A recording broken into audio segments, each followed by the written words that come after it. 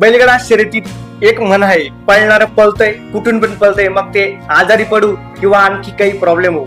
तसंच काहीतरी आपल्याला सध्या बघायला भेटतंय आणि ते म्हणजे दुसरं तिसरं कोण नाही, मागच्या सीझनला ज्यांनी आपल्या पळाच्या जोरावर जुना बैलपोळा माळशिरस ते जवळजवळ चाकण थार महान भारत केसरी मैदान लगातार फायनल गाजवली, तोच आपला फौजी ग्रुप बुलढाणा विदर्भ एक्सप्रेस बाब्या. आणि त्यानं कर्जत येथे माननीय आमदार रोहितदादा पवार यांच्या वाढदिवसानिमित्त झालेल्या आमदार केसरी मैदानात चक्क 2 टाके अंतर टाकून सुट्टा निकाल घेतला. मंडळी, सहसा फायनल मध्ये आपल्याला असा निकाल बघायला भेटत नाही, ऐकायला पण येत नाही, निर्विवाद वर्चस्व, पण ते या फकड्याने शक्य करून दाखवलंय. आणि परत मागच्या वर्षीप्रमाणे म्हणजेच मागच्या सीझन प्रमाणे बब्या पर्व 2.0 सुरू झालंय.